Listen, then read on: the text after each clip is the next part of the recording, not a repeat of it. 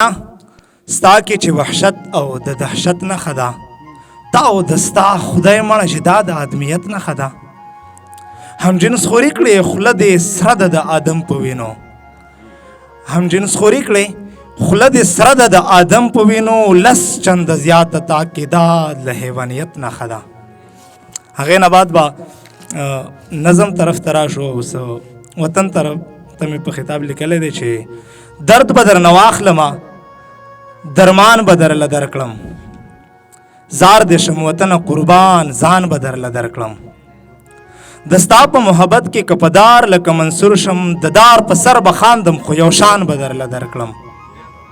او لږ وار وکړه مرمۍ مرمۍ خودکش خودکش وطنه، حسن د جنت د ګلستان به درله درکړم. په ستا به کلک مین وي، د دولت وږی به نه وي، مخلص بیداغ سپیڅلی حکمران به درله درکړم. او که خدای غوښته مکتب به په قدم قدم آباد وي، که خدای غوښته مکتب به په قدم قدم آباد وي، قلم قلم کتاب کتاب اذهان به درله درکړم. او د جهل جبر شپې به درنه ورکې کړمه واړه، د فکر او د پوهې یو طوفان به درله درکړم.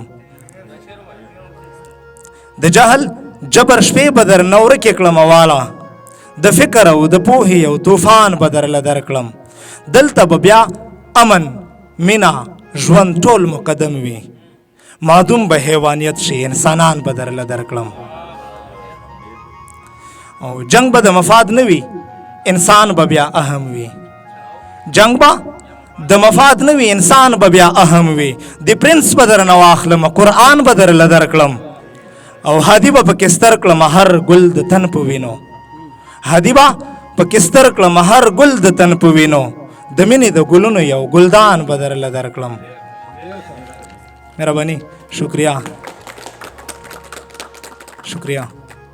غزل دی چې د ژوند په پاړه باندې یو د درد نقطه په کار ده، سړی هوښیار کاندي وړه شان حادثه په کار ده.